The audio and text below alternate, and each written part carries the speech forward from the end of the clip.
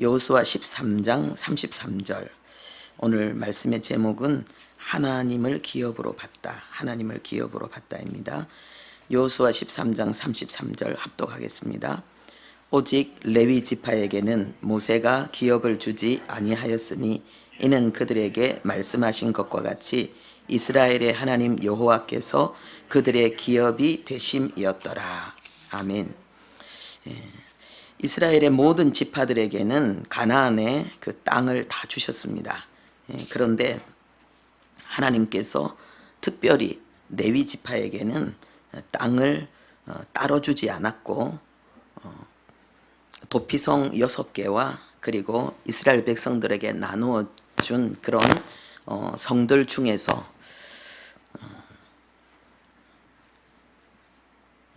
42성읍을 차출해서 이 레위족들에게, 레위 지파에게 나누어 주도록 했습니다.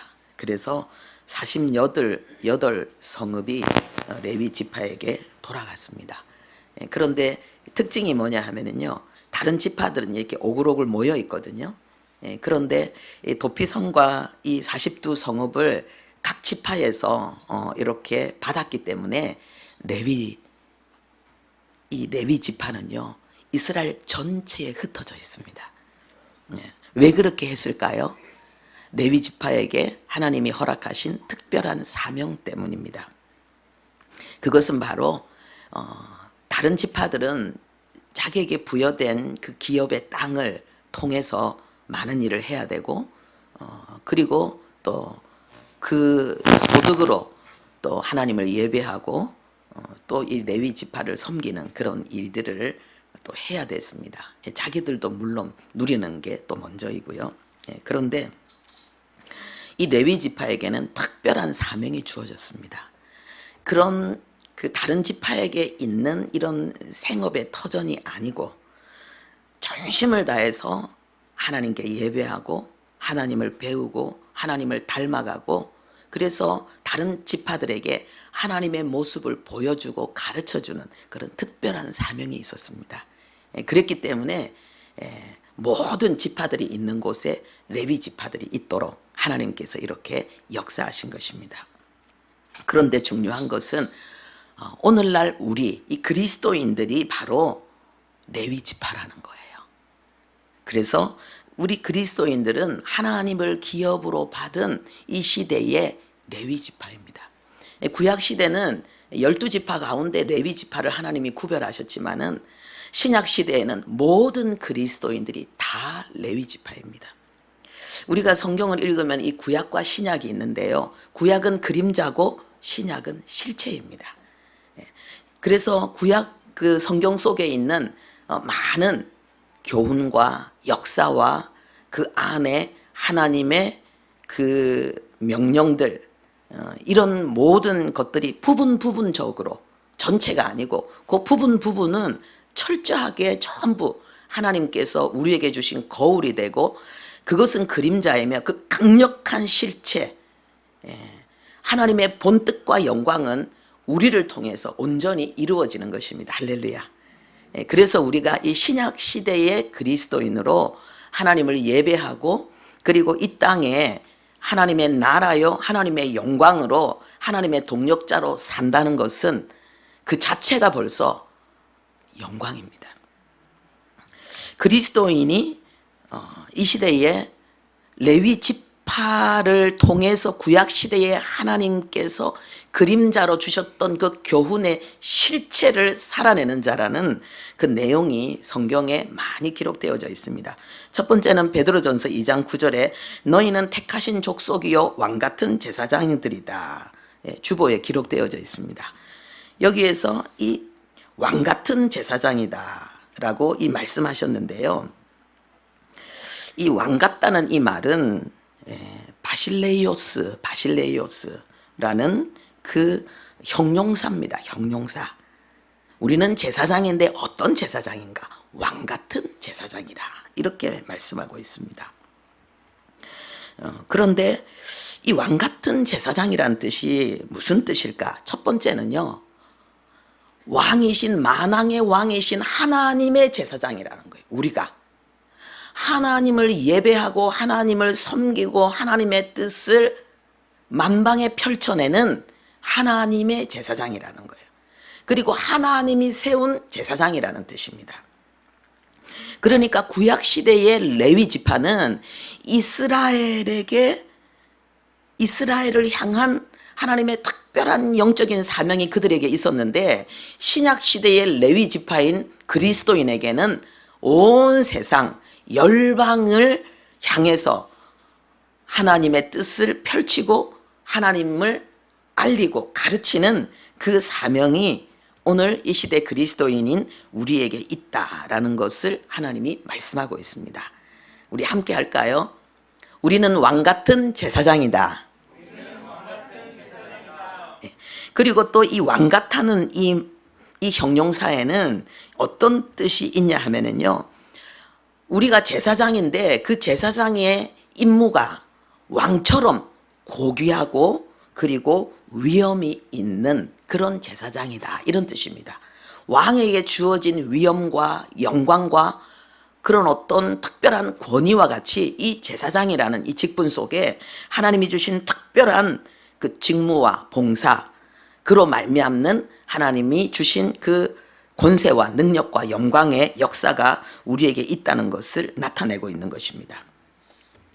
이것은 우리가 하나님께 부여받은 본래의 삶, 창세기 1장에 보면은 인간이 뭐냐? 인간은 하나님의 형상이라는 거예요. 우리는 이 정체성을 가지고 있어야 돼요. 나는 하나님의 형상이다. 나는 하나님의 형상이다.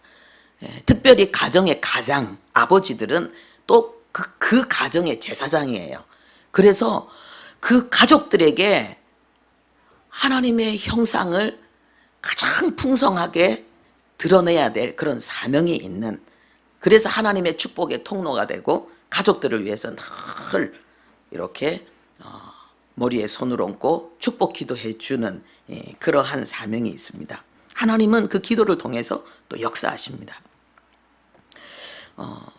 그리고 하나님께서 창세기 1장 28절 26절에 보면은요, 하나님이 우리 인간을 창조하실 때 우리 인간에게 하나님이 허락하신 특별한 삶이, 하나님의 형상으로서 우리에게 주어진 삶이 다스리는 삶입니다. 왕의 삶입니다. 그래서 하나님이 하늘과 땅과 바다의 모든 것을 다스리게 하자. 그리고 너희들은 하늘과 땅과 바다에 있는 모든 것을 다스리라. 이렇게 말씀하십니다. 우리는 다스림을 받는 자가 아니라 다스리는 자입니다. 그런데 하나님께 다스림을 받을 때 우리는 땅과 바다와 하늘을 다스리는, 내 삶의 모든 영역과 시대에서 우리는 다스리는 자로서의 그 사명을 발휘하게 됩니다. 왜냐하면 하나님의 형상일 때, 하나님의 형상으로 우리는 땅과 하늘과 바다를 다스리는 것입니다. 하나님께서 예수 그리스도 안에서 이 삶을 회복시키셨습니다. 그래서 왕 같은 제사장으로 하나님은 우리를 열방 가운데 세우셨습니다. 칼빈이 제네바에서 굉장히 중요한 일을 했는데요. 그게 뭐냐 하면은 그 시대에 그 왕의 폭정이 굉장히 심해서 많은 그 사람들에게 고통과 해악을 끼칠 때에 칼빈이 뭐라고 말했느냐? 우리에게는 왕의 그릇된 폭정에 대항할 수 있는 국민의 권리가 있다. 이것은 하나님이 주신 것이다. 할렐루야. 민주주의가 교회에서 나왔어요.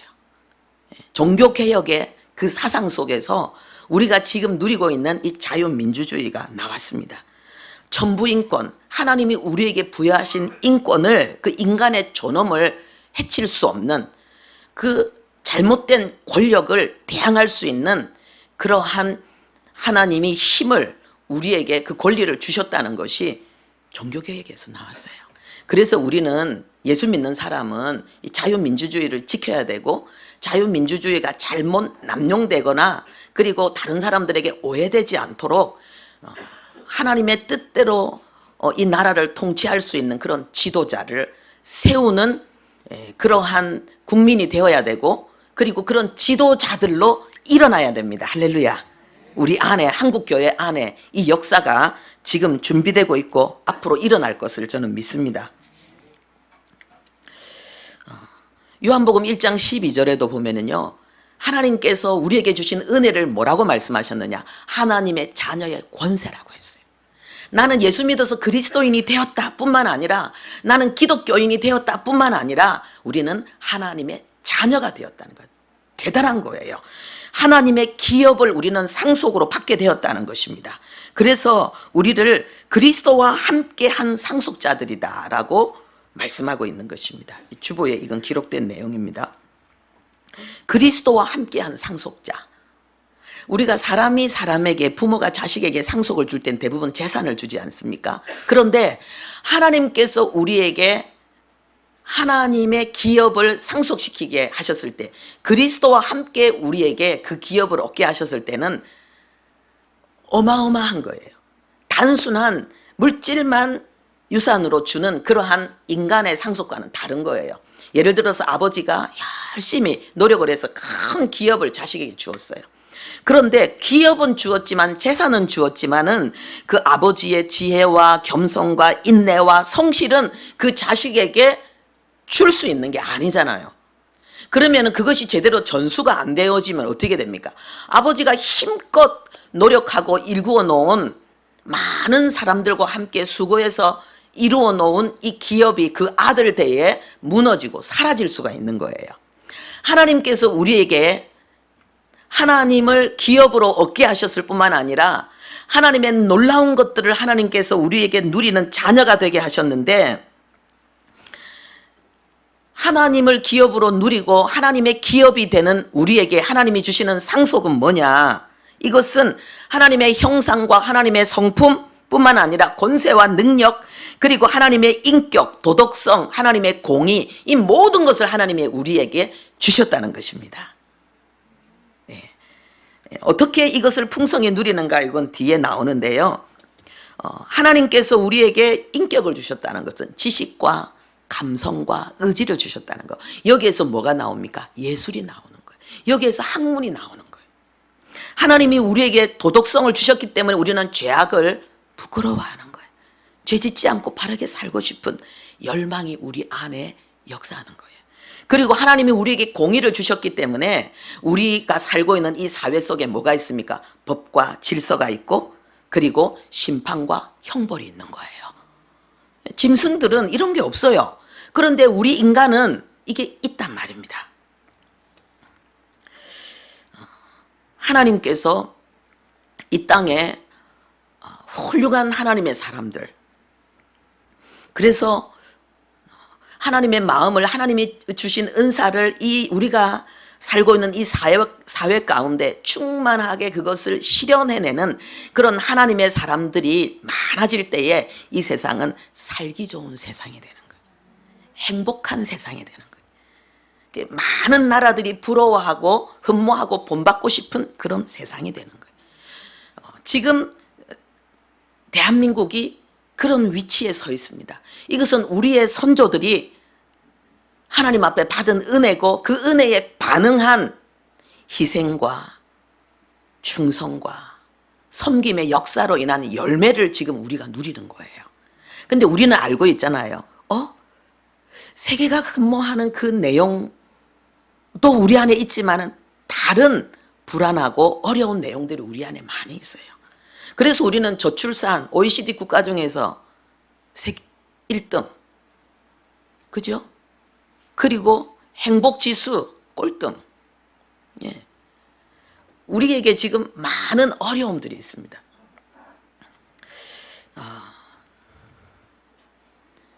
이혼율 1등. 그런데 교회는 또 어떤가? 이 그리스도인이라는 자긍심, 이 프라이드가 너무나도 땅에 떨어져 있어요. 그래서 내가 그리스도인이라는 이 사실을 자랑스럽게 말하지 않는 사들이 많이 있고요. 그리스도인들도 내가 그리스도인이지만은 하나님의 말씀대로 제대로 살고자 하는 그런 열정, 그런 몸부림이 너무 적어요. 그걸 포기하고 있다는 거예요. 하나님이 호세아 선지자를 통해서 우리에게 말씀하셨습니다. 내 백성이 지식이 없으므로 망한다. 이것은 하나님의 말씀에 대한 지식이에요. 그런데 이 지식이 배우지 않은 것이 아니고 원래부터 없는 게 아니고 그들이 말씀을 버렸으므로 그랬다. 하나님이 주신 말씀을 버렸기 때문에 우리에게 하나님의 자녀로서의 삶의 지식이 없다는 거예요. 그런데 하나님의 말씀을 버렸다는 게 뭐냐? 하나님의 율법을 그들이 버렸다는 거예요. 하나님의 말씀의 교훈, 하나님의 말씀의 가르침대로 살고자 하는 열정이 우리 안에 없다는 거예요. 그래서 하나님께서 우리에게 주시는 징벌이 뭐냐? 믿음의 후대를 볼 수 없을 것이라는 것입니다. 오늘날 이 시대에 우리 다음 세대가 몇 프로입니까? 2.7%도 안 됩니다. 우리 기독교인이 정말 하나님께서 우리에게 그 허락하신 이 한국교회의 1960년도 이후에 부흥의 역사가 세계가 주목할 만한 역사가 일어났고 그래서 정치, 경제, 사회, 문화가 다 바뀔 때에 기독교인이 몇 프로였느냐? 25%였습니다. 근데 지금은 몇 프로냐? 우리 다음 세대는 몇 프로냐? 2.7% 이하입니다. 그래서 하나님께서 많은 선교사님들에게 말씀하셨습니다. 대한민국이 선교지다. 대한민국으로 돌아가야 된다. 그런데 우리 울산이 몇 프로인지 압니까? 기독교인이 울산이 3%입니다. 지금도 10몇 프로 되는 지역이 있습니다. 그런데 우리 울산이 3%입니다. 우리가 지금 신앙생활하고 있는 이 시대, 우리가 신앙생활하고 있는 이 장소가 선교지라는 걸 알아야 됩니다. 그래서 우리는 선교사와 같은 자세로 신앙생활해야 됩니다. 그것은 어디로부터 시작되어지는가? 하나님의 말씀, 하나님의 교훈을 따라서 사는 삶이 되어야 된다는 것입니다. 이때 하나님께서 우리에게 주신 이 놀라운 하나님을 기업으로 누리는 놀라운 삶, 풍성한 삶이 우리에게 실제가 될 것입니다. 하나님이 탕자 비유를 통해서 우리에게 말씀하신 그리스도인의 삶이 무엇입니까? 아버지를 기업으로 누리는 것입니다. 세상에 있던 그 완전히 깨지고 망가지고 얻어터진 그 아들이 하나님께로 돌아올 때 뭐라고 말하는가? 우리 아버지 집에는 종들도 얼마나 풍성하게 누리는데 바로 그 말이 뭡니까? 구원은 아버지를 기업으로 누린다는 거예요. 아버지의 모든 은혜를, 아버지의 모든 중요한 것들을 우리가 누리는 것, 그것이 구원이라는 것을 우리에게 나타내고 있습니다. 구원 받은 것도 중요하지만 그만큼 더 중요한 것은 뭐냐? 하나님의 풍성함을 우리가 누리는 거예요. 그 하나님의 풍성함을 우리는 어떻게 누리는가? 인격으로, 도덕성으로, 정의로, 삶으로 누리는 거죠.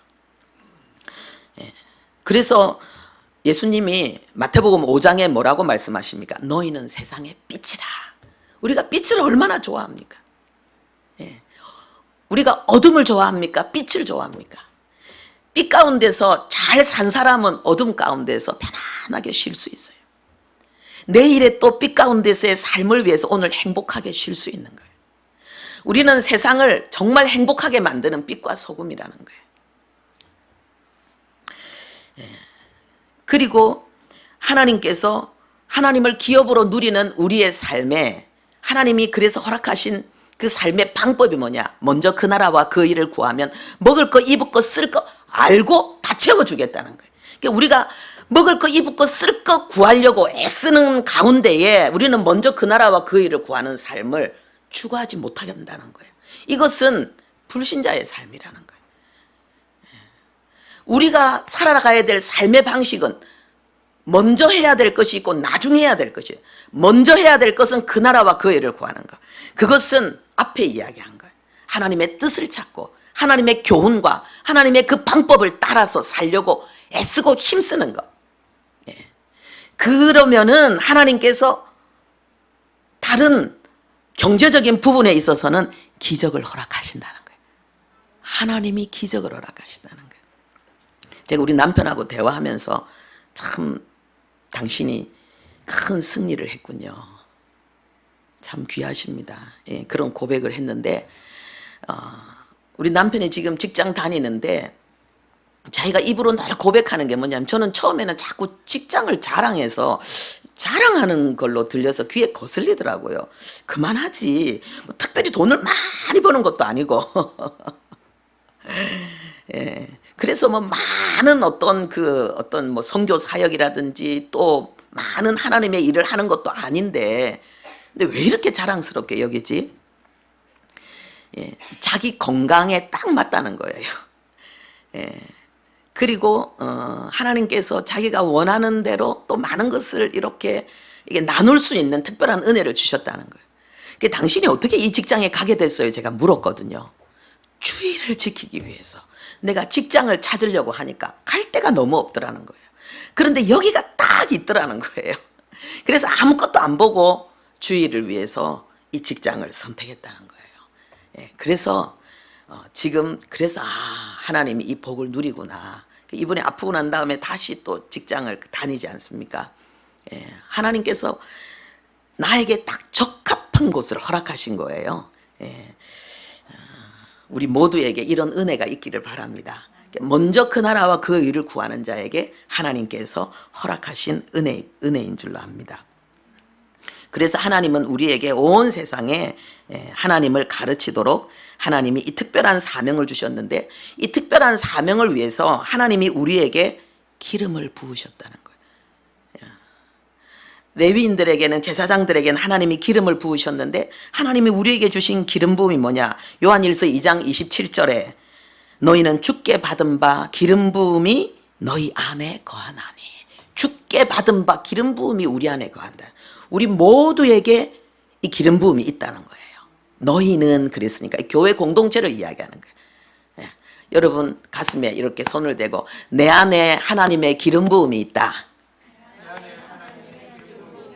왕, 제사장, 선지자, 하나님이 쓰시는 특별한 하나님의 사람들에게만 부었던 그 기름 부음이 우리 안에 있다는 거예요. 이건 무엇을 이야기하느냐? 성령의 내주를 이야기하는 거예요. 성령님이 내 안에 내주하여 계신 거예요. 그래서 예수를 주님으로 시인하는 거예요. 그 기름 부음. 그래서 열방을 비추는 빛으로, 제사장으로 살게 하시는 그 기름 부음이 우리 안에 있다는 것입니다. 시편 38절에 시편 38편에 보면요, 다윗이 뭐라고 고백했는가? 하나님 나를 책망하시고 하나님 나를 징계하셔서 난 너무 고통스럽습니다. 제발 이제 그만하시면 안 될까요? 하나님. 누가 한 고백이라고요? 다윗이 한 고백이에요. 주님이 화살로 나를 너무 많이 찔러서 내 살이 성한 곳이 없습니다. 누가 지금 하는 고백이라고요? 다윗이. 내 죄가 내 머리에 넘쳐서 무거운 짐이 되어서 내가 견딜 수 없습니다. 내 죄가 내 머리 위에 커다란 짐이 되어서 내가 그 눌림으로 인해서 내가 지금 한 걸음 한 걸음 내딛기가 힘이 듭니다. 내 죄가. 누가 한 고백이에요? 다윗이 한 고백이에요. 내 어리석음 때문에 입은 상처에서는 악취가 납니다. 내 어리석음 때문에 내가 스스로 상처받은 것으로 인해서 그것이 썩어서 악취가 나에게서 납니다. 누구의 고백이에요? 다윗의 고백입니다. 그래서 다윗이 뭐라고 말하느냐? 하나님이여 나를 버리지 마옵소서. 하나님이여 속히 내가 더 이상 못 견디겠습니다. 속히 나를 도와주십시오. 나의 구원이시여. 나의 구원이시여. 다윗 왕이잖아요. 하나님께 기름 부음 받은 자의 삶은 고난이 없는 삶이 아닙니다. 죄를 짓지 않는 삶이 아닙니다. 죄의 유혹과 충동과 그리고 실수와 어리석음이 없는 완전한 모습이 아닙니다. 우리가 알고 있는 다윗은 뭐냐?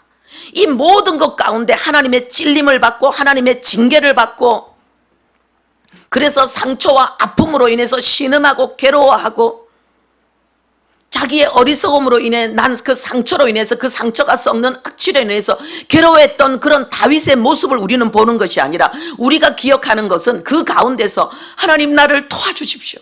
하나님 나를 구원해 주십시오. 이제는 좀 그만 나를 회복시켜 주십시오. 그런 하나님의 징계 가운데 하나님 앞에 긍휼과 자비를 구하면서 하나님의 은혜를 구해서, 그래서 하나님 앞에 치유받고 응답받고 회복된 다윗의 삶을 우리는 알고 있습니다. 그런데 성경은 이것만 이야기하고 있지 않습니다. 우린 자꾸 그게 좋으니까 그것만 주목하는데요. 시편이 150편인데 여기에서 반을 다윗이 썼습니다. 그 반의 내용이 거의 탄식이고, 그리고 하나님 앞에서의 간구고, 그리고 응답입니다. 여러분, 하나님이 여러분을 택하신 증거가 뭐냐? 여러분을 가만두지 않는다는 거예요.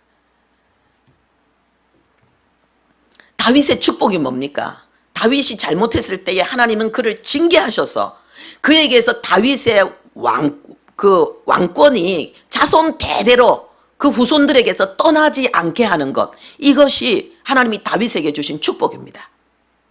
내가 어리석음 때문에 지금 후회하고 탄식하고 있습니까? 여러분의 상처와 아픔에서 악취가 나서 주변에까지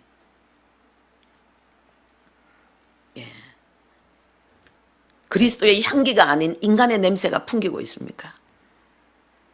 여러분 스스로의 죄 때문에 여러분들이 그것이 너무나도 무거운 짐이 돼서 신음하고 있습니까? 기름 부음의 역사입니다. 기름 부음의 역사입니다. 성령의 역사입니다. 성령이 임하시면은, 성령께서 우리에게 오셔서 하는 첫 번째는 죄에 대해서 우리를 책망하시는 거고,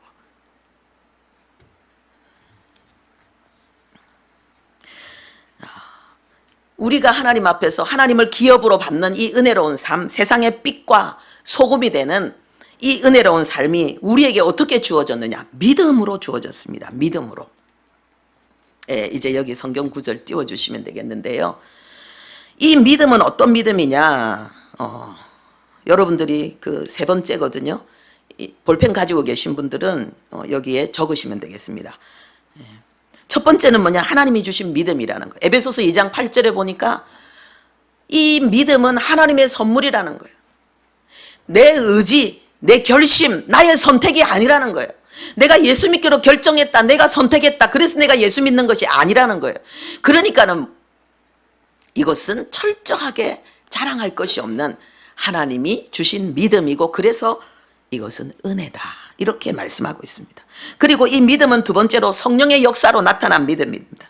고린도전서 2장 4절에서 5절에 보면은요, 바울이 복음을 증거할 때에 내가 너희에게 인간적인 지혜로, 인간적인 설득으로, 논리로 너희들에게 기독교 신앙을 주려고 애쓰지 않았다. 나는 오직 두려워 벌벌 떨면서 성령의 나타남과 능력으로 너희에게 복음을 증거하려고 애를 썼다.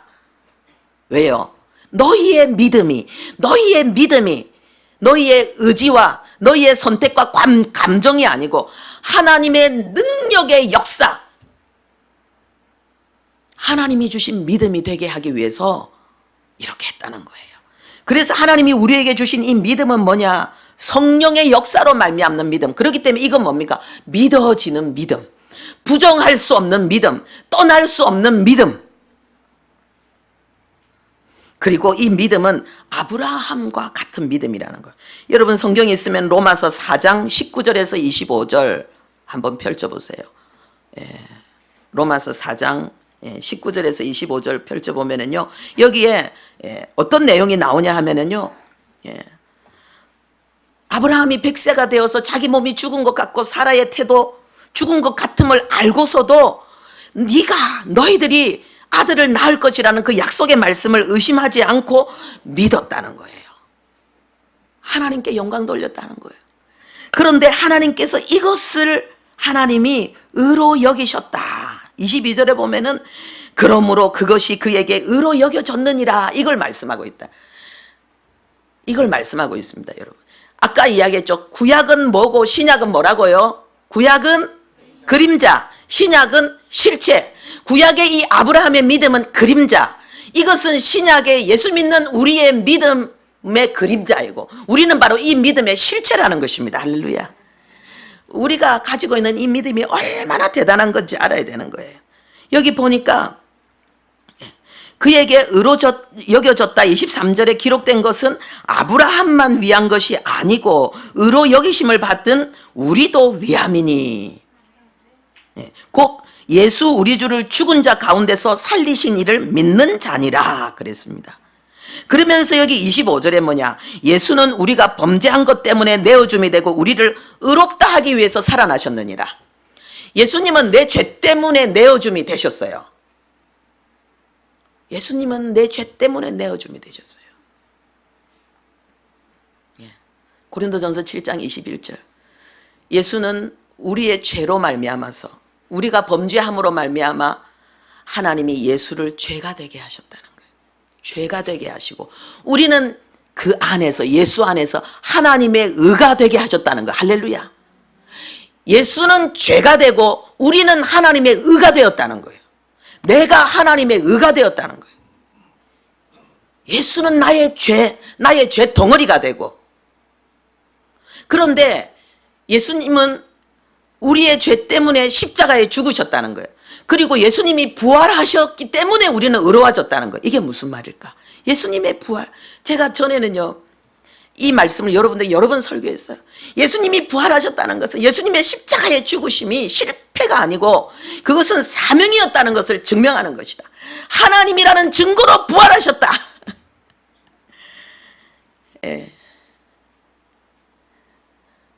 그래서 이것을 믿는 우리가 하나님 앞에 의롭다함을 받는다. 이렇게 설교했는데, 이 본문에 보니까 우리를 의롭다 하기 위해서 살아나신 이 이유, 그게 뭐냐? 바로 그 위에 나온 것. 예수를 죽은 자 가운데서 부활하신 이를 믿는 우리의 믿음이 하나님 앞에 의로 여기심을 받는다는 거예요. 할렐루야. 이것 때문에 예수님 부활하신 거예요. 우리가 할 일은 뭐냐? 예수님을 부활시킨 하나님의 역사. 이건 뭡니까? 하나님이 예수를 십자가에 죽일 뿐만 아니라, 죽게 하실 뿐만 아니라 하나님이 예수를 그 죽음에서, 무덤에서 일으키셨다는 이 사실을 믿는 우리의 믿음이, 이 부활의 믿음이 우리에게 의가 되고, 이것은 자기 몸이 죽은 것 같고 사라의 태가 죽은 것 같아서 도저히 아이를 낳을 수 없는 가운데 있지만은 하나님이 너희들을 통해서 아이를 낳을 것이라는 하나님의 그 약속의 말씀, 네가 사라로 인하여서 아들을 낳을 것이라는 그 약속의 말씀을 믿는 그 아브라함의 믿음을 통해서 하나님은 아브라함을 의롭게 하신 것처럼 예수 그리스도를 죽음에서 일으키신 이 사실을 믿는 우리의 믿음을 통해서 우리는 의롭다 하심을 받는다는 거예요. 할렐루야. 그래서 우리의 믿음은 아브라함의 믿음이라는 거예요. 대단한 거예요. 우리 같이 하겠습니다. 나는 아브라함의 믿음을 가지고 있다. 이삭을 낳는 믿음인 거예요. 그 믿음으로 사라는 잉태할 힘이 얻었다는 거예요. 힘을 얻었다는 거예요. 하나님의 나라가 세워지는 거예요. 우리 안에 있는 믿음은 그래서 기적의 믿음이에요. 기적에 도전하는 믿음이에요. 세상은 안 된다 그래도 우리는 된다라고 말하고 돌진할 수 있는 하나님의 절대 긍정의 역사를 이루는 믿음이 우리 안에 있는 거예요. 우리의 믿음은 아브라함의 믿음. 그런데 이 믿음이 성령 충만으로 역사하는 겁니다. 성령 충만하면은 이 역사가 우리에게 나타난다는. 여러분, 차를 처음에 신차를 받으면은 그 신차 안에 기름이 있어요, 없어요? 있어요, 없어요? 있어요. 있으니까 나한테까지 그 차가 왔지. 그렇죠? 조금 더 탈 수 있어요. 기름이 있긴 있는데 조금 있어요. 그래서 이제는 이 차를 계속 타려면 어떻게 해야 돼요? 기름을 다시 충전을 시켜야 되는 거예요. 그 안에 다시 넣어야 되는 거예요. 그래서 우리가 성령이 내주하시면은 이 성령이 내주하심으로 우리가 예수를 믿는데, 근데 이 믿음은 작아요. 우리의 삶 속에 어둠과 그리고 여러 역사를 이겨낼 힘이 없어요. 그래서 우리는 뭐 해야 되는가? 성령 충만을 받아야 되는 거예요. 그래서 하나님이 우리에게 주신 이 믿음이 역사에서 우리가 세상에 하나님의 빛이 되고 세상의 행복, 인생의 삶맛을 전해주는 거룩한 소금으로서의 삶을 충만하게 펼쳐나가려고 하면은 우리는 성령 충만해야 된다. 우리 안에 있는 믿음이 그렇게 마음껏 역사하기 위해서, 그 믿음이 우리를 사로잡아 끌어가기 위해서 우리는 성령 충만해야 된다는 거예요. 제네시스, 에쿠스 못 가면 어떻게 돼요? 똥차가 되는 거예요. 그런데 모닝, 아반떼 샥 달리는 거예요. 잘 가. 근데 차에는 아무 문제 없어. 그러면 무슨 문제가 있는 거예요? 기름이 없는 거예요. 못 가는 차는 기름, 에쿠스라도 기름 없으면 못 가. 모닝이라서 기름이 빵빵하게 들어있으면 막 달리는 거예요. 우리가 성령 충만하면은 하나님이 우리에게 주신 믿음이 막 역사하는 거예요. 그래서 두려움이 없는 거예요. 그런데 하나님이 주신 믿음이 있어도 성령 충만하지 않으면은 믿음의 하나님의 자녀의 그런 모습을 나타내지 못하는 거예요. 그래서 하나님은 우리에게 뭐라고 말씀하시는가? 사도행전 1장 8절에 성령이 너에게 임하시면 권능을 받고, 여러분 이때 이 성령님의 이 임하심, 내주하심인가요? 임하심인가요? 임하심이잖아. 이거는 뭐예요? 내주하시는 성령, 구원을 위해서 우리에게 임하시는 성령이 아니고요, 권능을 위해서 임하시는 성령이에요. 거기에서 120명이 모였는데 예수 믿고 구원받은 하나님의 사람입니까? 불신자였습니까? 믿는 사람들이었어. 믿는 사람들이 왜 성령 충만을 위해서 기도합니까? 예수님의 증인이 되려면은 권능을 받아야 되니까. 권능은 성령 충만함을 이야기하는 거예요. 성령 충만하면은 내 능력이 아니고 하나님의 능력이 나에게 역사하게 돼 있는 거예요. 그래서 에베소서 5장 18절에 하나님이 바울을 통해서 에베소 교회에게 하신 말씀이 뭐냐? 술 취하지 말고 성령 충만으로 받으라. 술 취한 것은 세상에 취한 거예요. 그러니까는 방탕한 삶이 되는 거예요. 하나님 보실 때의 방탕한 삶은 뭐 비도덕적으로 사는 그런 걸 떠나서 세월을 허비하는 것이 방탕함이에요. 시간을 허비하는 거예요. 우리가 살아내야 될 순간순간에 하나님의 이유와 목적과 가치가 있는데 그것을 이루지 못하는 것, 그것이 방탕한 삶이에요. 그러니까 하나님이 범사에 감사하라고 우리에게 말씀하신 거, 범사에 하나님의 뜻이 있다는 거예요. 그 뜻을 이루지 못하고 그냥 살아가는, 그게 방탕한 삶인 거예요. 세상에 취해서. 그래서 이걸 해결하는 길은 딴 거 없다는 거예요. 성령 충만함을 받는 거예요. 성령 충만함을 받는 거예요. 그러면은 성령의 충만함을 받으라. 이 충만함을 받는다는 이것이 6가지의 의미가 있습니다. 주보에 6가지 돼 있죠. 그러면 여러분들 이제 한번 적어보세요. 충만함을 받으라, 이 말을 헬라어로 하면은 플레로 한 단어예요. 여기 첫 번째 뜻은 뭐냐? 가득 채우다, 이런 뜻입니다. 그리고 넘치게 하다, 이런 뜻입니다. 할렐루야. 넘치게 하는 거예요. 우리에게 고난이 닥쳐올 때에 너무너무 힘들고 어려워서 죽겠어. 근데 성령이 나를 충만하게 사로잡으면은 그 고난이 기쁘고 즐겁고 자랑스러워지는 거예요. 이것이 넘치는 은혜죠. 하나님의 은혜가 넘치는 거예요. 그 다음에 두 번째 뜻은 뭐냐면요, 배에 사람을 태우다, 이런 의미가 들어있습니다. 여러분 너무 큰 배를 생각하지 말고 조그만 배를 한번 생각해 보십시오. 망망대해에 내가 물 위에 떠 있을 수 있는 비결은 뭐냐? 배 위에 내가 앉아 있을 때. 이 말은 뭐냐 하면은 배는 나의 삶이라고 할 때에, 그러면은 이거는 내 삶 전체를, 내 운명을 하나님 손에 완전히 맡기게 된다는 걸 이야기하는 거예요. 성령 충만은. 성령 충만은 내 삶을, 내 운명을 완전히 맡기는 거예요. 그래서 뭐라고 말씀하십니까? 염려하지 말라, 두려워하지 말라. 하나님 말씀하십니다. 네가 불 가운데 있어도 물 가운데 있어도 내가 지킨다는 거예요. 근데 성령 충만하면 이렇게 된다는 거예요. 그리고 세 번째 뜻은 뭐냐 하면은 하나님의 감정과 지식으로 채운다는 뜻입니다. 하나님의 감정과 지식으로 채운다. 그렇기 때문에 어떻게 됩니까? 육신의 욕구가 진정되는 거예요. 이번에 우리가 다손이 그 수요일 날 우리 어린이 청소년들이 왔잖아요. 그 어린이 청소년들이 절제 교육을 배우는데 무슨 절제 교육을 배웁니까? 식욕. 그 다음에 또 뭐도 있어요? 성욕, 수면욕. 인간의 기본적인 욕구가 있습니다. 그런데 그것을 절제하는 것을 우리 아이들이 어렸을 때부터 배우고 훈련한다는 거예요. 방법은 성령께서 그 아이들을 지배하도록 만드는 거겠죠. 그 다음에 네 번째, 이 플레로, 충만을 받는다는, 충만케 한다는 이 뜻은요, 완성하다, 완전하게 하다, 이런 뜻입니다. 할렐루야.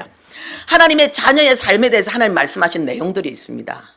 하나님의 말씀은 하나님의 사람인 우리를 온전하게 하고 하나님이 우리에게 맡긴 사명을 다 온전히 이루게 한다 그랬어요. 이게 뭐냐? 말씀이 내 속에서 나를 완전하게 하는데 성령께서 역사하시면 바로 그 역사가 일어나는 거예요. 말씀이 내 속에서 역사하게 되는 거예요. 그 다음에 다섯 번째 뜻은요, 지시와 약속을 이행하다. 이런 뜻이고요. 그 다음에 성취하다 이런 뜻입니다.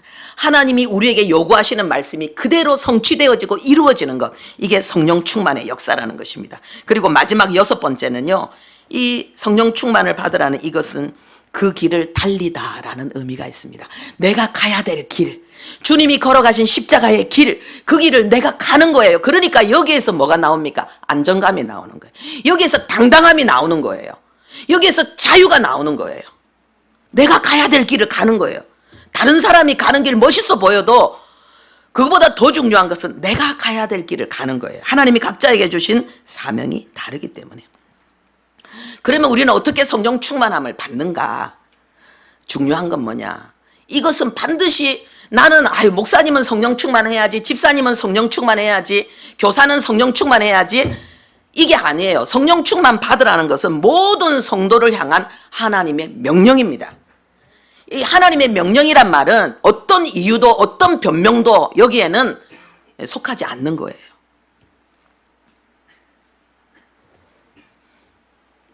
그런데 명령인데 이게 뭐냐? 현재형으로 되어 있어요. 이것은 뭐냐? 지금 나의 현재, 나의 모든 동작, 나의 모든 삶의 진행이 전부 다 어떻게 해야 된다? 성령 충만으로 행하는 것이 되어야 된다는 거예요. 근데 너무 중요한 것은 이것이 수동으로 되어 있어요. 수동으로. 내가 성령 충만 받는 것이 수동이라니까요. 여러분, 이 수동이라는 의미가 뭡니까? 한거할 수 없다는 거예요.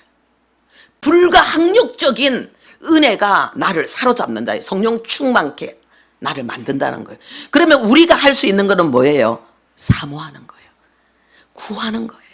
성령 충만 받는 자리, 성령 충만 받는 그러한 갈망으로 우리 자신을 이끌어가는 거예요. 예배, 제일 중요한 거는 예배입니다, 여러분. 그리고 특별하게 하나님이 우리에게 허락하신 또 특별한 집회, 그리고 중요한 순간의 순종, 그 시험의 시간에 하나님을 철저하게 선택하는 이런 것들, 이런 것들이 우리를 성령 충만으로 만든다는 거예요. 그러니까 성령 충만의 은혜가 나에게 임할 때는 나는 그걸 거부할 수 없다는 거예요. 수동이란 말은 외부로부터 나에게 강력한 원인, 그 어떤 이유가 나에게, 그 결과가 나에게 올 때에 나는 거기에 대해서 항거할 수 없다는 게, 선택할 수 없다는 거예요. 이게 수동이에요. 성령 충만의 수동의 은혜가 여러분 모두에게 임하기를 바랍니다. 수동의 은혜. 그러니까 성령 충만 받아버리는 거예요. 사람을 죽이려고 했던 사람도 갑자기 성령 충만하면은 하나님 앞에 눈물로 회개하면서 주님을 위해 살게 했다고 헌신하는 거예요.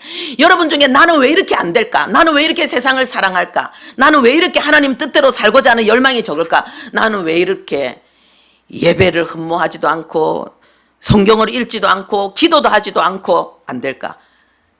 됩니다. 성령 충만 받으면 여러분 확 바뀝니다. 할렐루야. 수동이에요. 불가항력적인 은혜, 성령 충만의 은혜를 말씀하고 있는 것입니다. 그래서 하나님이 성령 충만 받으라고 말씀하신 것은 내가 한다라고 말씀하시는 것과 같은 것입니다. 네, 우리 다시 정리해 볼까요? 하나님이 우리에게 주신 믿음은 네 가지입니다. 하나님이 주신 믿음이에요. 선물로 주셨어요. 그런데 하나님이 우리에게 이 주신 믿음은 성령의 역사로 말미암아 이루어진 믿음이기 때문에 내가 믿으려고 노력하는 것이 아니라 믿어지는 믿음이에요. 그래서 이것은 이삭을 낳은 아브라함과 같은 믿음이고 하나님이 의롭다 인정하시는 믿음이고 우리는 예수 그리스도를 죽음에서 일으키신 그 하나님의 역사를 믿는 믿음이죠. 그리고 이 믿음은 성령 충만으로 역사합니다. 할렐루야. 아무것도 문제가 안 되는 거예요. 성령 충만.